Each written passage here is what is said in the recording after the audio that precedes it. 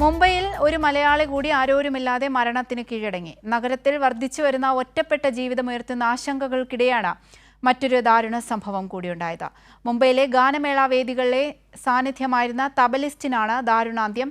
മരണപ്പെട്ട് 4-ാം ദിവസമാണ് വീട്ടുടമ മൃതദേഹം കണ്ടെത്തിയത്. എന്നാൽ 15-ാം ദിവസവും ഏറ്റെടുക്കാൻ ആരുമെത്താത്ത സാഹചര്യത്തിൽ സാമൂഹിക പ്രവർത്തകർ ഇടപെട്ട് മൃതദേഹം സംസ്കരിച്ചു.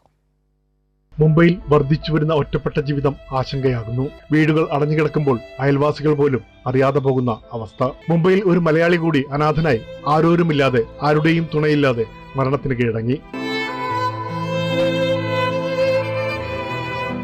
മരിച്ച് 15-ാം ദിവസവും ബന്ധുക്കളോ സുഹൃത്തുക്കളോ ഏറ്റെടുക്കാനില്ലാത്ത അവസ്ഥയിൽ സാമൂഹ്യ പ്രവർത്തകരും സുമനസ്സുകളായ മലയാളികളും ചേർന്നാണ് സംസ്കാര ചടങ്ങ് ഏറ്റെടുത്തത്. മുംബൈയിലെ മലയാളി ഗാനമേള പരിപാടികളിലെ നിശബ്ദ സാന്നിധ്യമായിരുന്നു കല്യാൺ ഈസ്റ്റിൽ താമസിച്ചിരുന്ന തബലിസ്റ്റായ TK വേലായുധൻ.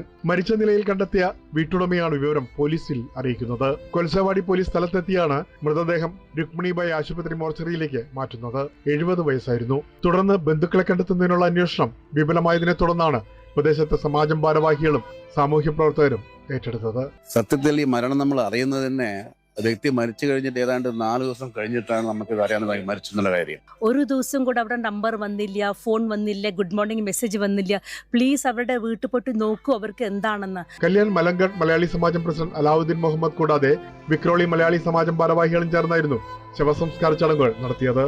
നമ്മളുടെ സറൗണ്ടിങ്ങിൽ ഒറ്റപ്പെട്ട് താമസിക്കുന്ന വ്യക്തികൾ ആരെങ്കിലും ഉണ്ടെങ്കിൽ അവരെ നമ്മളെ കൂടെ ചേർത്ത് നിർത്തുക.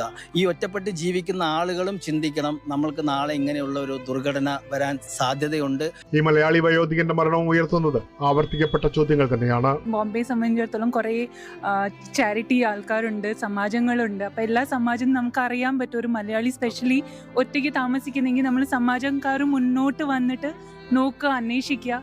ഒറ്റയ്ക്ക് താമസിക്കുന്ന വയോധികരും കുടുംബ ബന്ധങ്ങൾ നഷ്ടപ്പെട്ടവരും കൂടുതൽ അപകട സാധ്യതയിൽ. അടിയന്തര സാഹചര്യങ്ങളിൽ സഹായത്തിനെത്താൻ ആരുമില്ലാത്ത അവസ്ഥ. മുംബൈ തിരക്കേറിയ നഗരമാണ്. പക്ഷെ ഇവിടെ ആരും അദൃശ്യരാകരുത്. 25 വർഷമായിട്ട് എനിക്ക് പരിചയമുള്ളത്. ഒരുപാട് ഗാനമേള പല വേദികളിലും. ഒറ്റപ്പെട്ട ജീവിതം വ്യക്തിപരമായ പ്രശ്നമല്ല, സമൂഹം നേരിടുന്ന പുതിയ വെല്ലുവിളിയാണ്. ഒറ്റയ്ക്ക് താമസിക്കുന്നവരെ ചേർത്ത് പിടിക്കാൻ സമൂഹം തയ്യാറാകേണ്ട സമയം. പ്രേംലാൽ, കൈലി ന്യൂസ്, മുംബൈ.